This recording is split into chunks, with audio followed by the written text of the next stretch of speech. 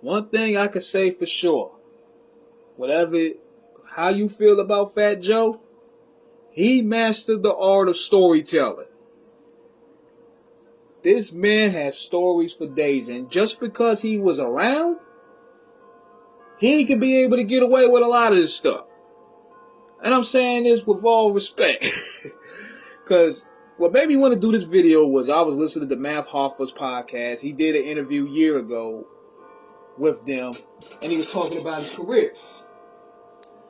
Now, we live in the stage where people are going to embellish a lot of stories. People are going to put capping on. Master P has done it. Joe, what's his name? Master P has done it.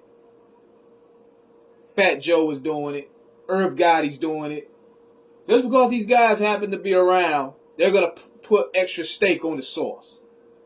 So, what got me to do this was Fat Joe said that he was the Jeezy of his time. He was known as the Jeezy of his time. And you can listen to it on the Math Hoffa show.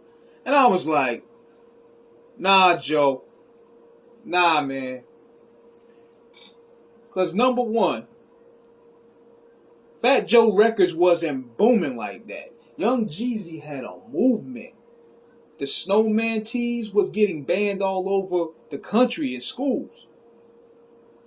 When Trap or Die dropped, it was like a movie. Fat Joe's music, while it was dope, it didn't catch on till later on when he met Pun.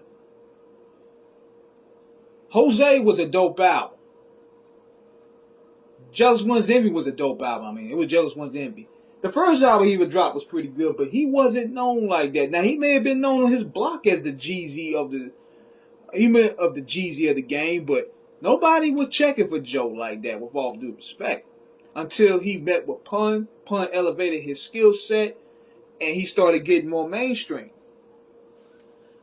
But Jeezy had a movement, yo. Trap or Die swarmed the streets.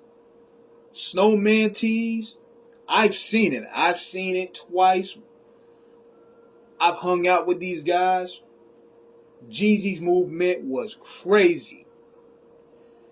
So, we know Joe was going to put some extra to convince the people because, see, we live in a stage where those who are living can tell the story how they want. Snoop, Master P, Fat Joe, Irv Gotti, they're all in that vein.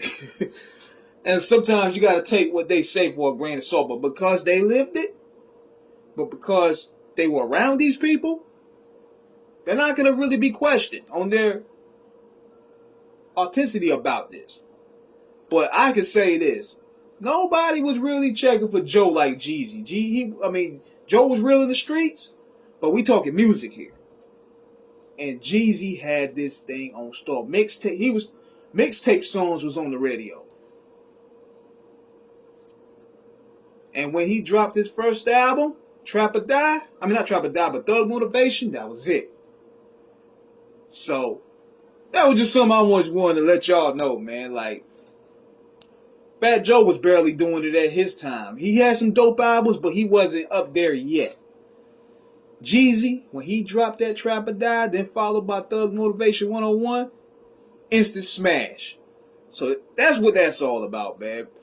So let me know what you guys think in the comments. Subscribe, hit the like button. Peace.